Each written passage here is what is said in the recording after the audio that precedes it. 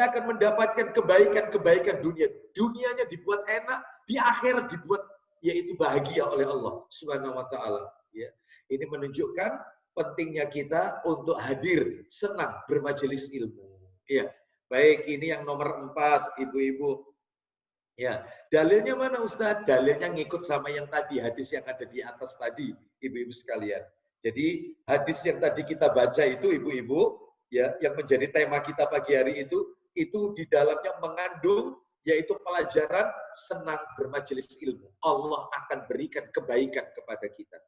Baik, nomor 5. Jika kita malas nuntut ilmu, lah ini kebalikannya ini. Na'udzubillah. Jangan sampai masuk dalam hati kita ini, ya. Apabila kita melihat bahwasanya kita malas menghadiri majelis ilmu, ya. Jadi kalau dengar kajian itu, sudah bahasanya ya cuman itu saja. Siapa sih ustadznya? Bikin ngantuk, ya. Sudah seperti itu. Apa sih materinya? Aduh, materinya itu lagi diulang lagi. Apa sih bahasanya? Waduh, kok ruwet ya, pelajarannya kok bahasa Arab ya, kok ribet banget ya. Saya ini sudah tua, malas ngapal-ngapalkan. Ya Allah, malas nuntut ilmu. Maka orang seperti ini wajib introspeksi diri dan memperbanyak istighfar. Wajib minta ampun kepada Allah. Ya. Kenapa? Karena dosa-dosa yang kita lakukan menyebabkan kita malas untuk beribadah kepada Allah Subhanahu wa taala.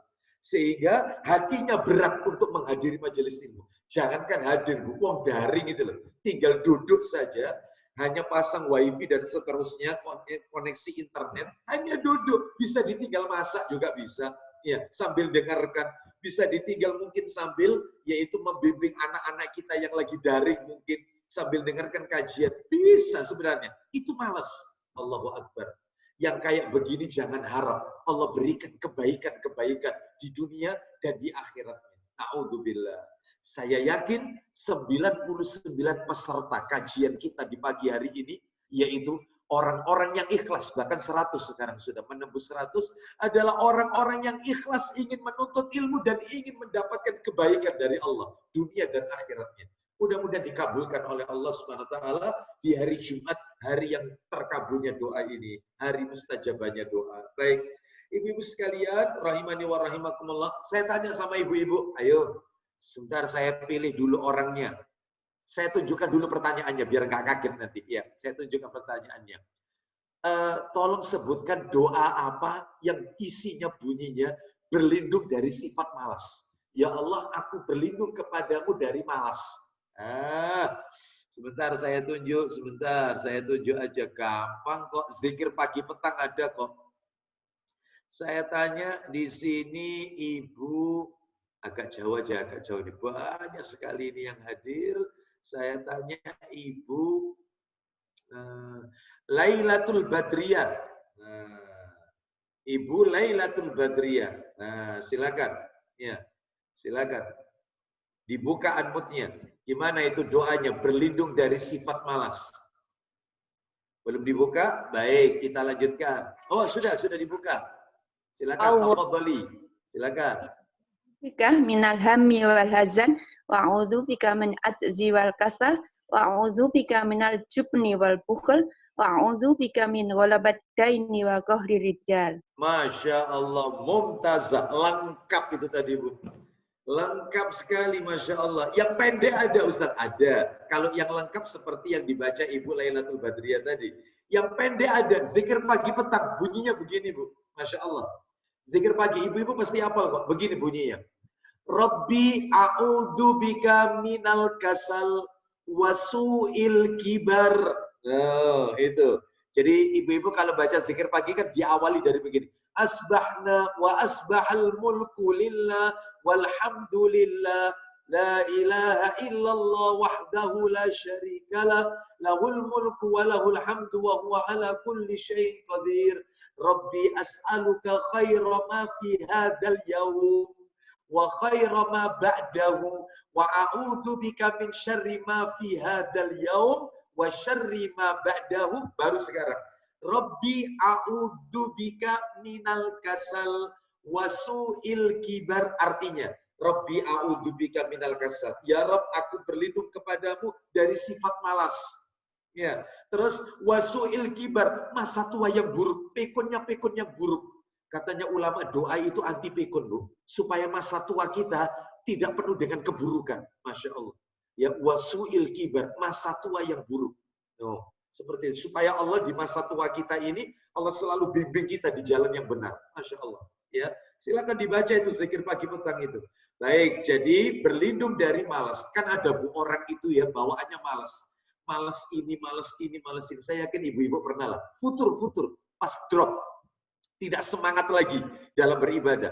Ya, apalagi ibu-ibu, mohon maaf ya, males masak, ya. Terus apa lagi ya? Sudah males ngapa-ngapain, males taklim, males baca Quran. Waktunya baca surat Al-Kahfi, males. Waktunya memperbanyak baca sholawat, males. Sudah. Nggak mau ngapa-ngapain, sudah. Males. Maka yang seperti ini nggak boleh. Penyakit malas ini adalah penyakit yang dihembuskan oleh syaitan. Maka dia wajib istighfar, astagfirullah, minta ampun kepada Allah SWT. Ayo nomor 6. Nomor 6. Tolong di-unmute. Ya, tolong di-unmute. Nomor 6. Kita lanjutkan. Allah Subhanahu wa taala akan menjadikan dia paham tentang agamanya. Pelajaran yang ke-6 ini. Apa yang dimaksud Allah akan menjadikan dia paham dalam agamanya? Maksudnya adalah orang itu kalau selalu menuntut ilmu, orang itu kalau selalu senang berada di dalam majelis taklim, hatinya semangat untuk menuntut ilmu, maka orang itu akan diberikan pemahaman agama secara umum. Secara umum. Masalah akidah paham, masalah fikih paham, ya, masalah-masalah muamalah paham. Orang itu akan dikasih pemahaman oleh Allah. Seluruh permasalahan agama, bukan, masya Allah ini ibu-ibu sekalian. Asalkan tadi syaratnya, ya, tidak malas menuntut ilmu, hatinya senang kalau mendengar ada majelis taklim, ya, itu bahkan berharap, yaitu ada kajian dan seterusnya. Terus dia minta tolong kepada Allah supaya diistiqomahkan. Orang seperti ini akan diberikan pemahaman agama keseluruhan. Ya, keseluruhan. Jadi bukan hanya yang pokok-pokok dalam agama, tetapi yang cabang-cabang itu pun akan diberikan oleh Allah. Apa yang pokok dalam masalah agama? Tauhid, akidah, manhaj. Nah, kalau masalah cabang, fikih, muamalah, ini cabang. Orang kalau dia berusaha menuntut ilmu, semuanya akan diberikan oleh Allah pemahaman agamanya. Masya Allah. Nomor 7 sekarang. Kita lanjutkan ke 7 ini. 7. Yang paling penting di dalam belajar adalah pemahaman. Paham, Bu? Paham. Ya. Memahami. Ya. Memahami. Ya. Ibu-ibu sekalian, rahimani wa rahimakumullah. Perhatikan baik-baik, yang penting ini nomor 7 ini. Yang paling penting di dalam belajar adalah pemahaman. Jadi Bu, ilmu itu bukan hanya sekadar menghafal, Bu. Bukan. Ilmu itu bukan hanya sekadar mencatat, menghafal, membaca. Bukan. Tapi yang penting dari ilmu itu adalah memahami dari apa yang kita baca. Nah, seperti itu. Ya. Memahami dari apa yang kita dengarkan. Ibu-ibu kan sering dapat ilmu dari berbagai macam ustadz dengan disiplin ilmu yang berbeda-beda. Jadi yang penting itu paham. Jadi bukan yang penting nyata terus ya, atau dengarkan terus, atau membaca, tapi nggak paham dari yang dicatat. Dia nggak paham dari yang didengar. Maka bukan seperti itu, Bu. Ya, yang dituntut dalam masalah ini adalah, yaitu dia memahami apa yang kita baca, memahami apa yang kita dengarkan. Ya, Allah Subhanahu wa taala menyuruh kita untuk mentadaburi, memahami isi Al-Qur'an. Ya, mentadaburi ini memahami dengan baik isi Al-Qur'an. Mana dalilnya? Ayo dibuka Quran surat 38. Surat 38 itu surat Shad, surat Shad. Surat Shad ayat 29. Coba dibuka Quran surat 38. Quran surat 38, ya, ayatnya ayat 29. Allah Subhanahu wa taala berfirman, "Kitabun anzalnahu ilaika mubarakul liyadabbaru." Itu poinnya ibu-ibu. Liyadabbaru. Liyadabbaru ayatihi waliyatadzakkara ulul albab. Ya, ulul albab. Silakan baca.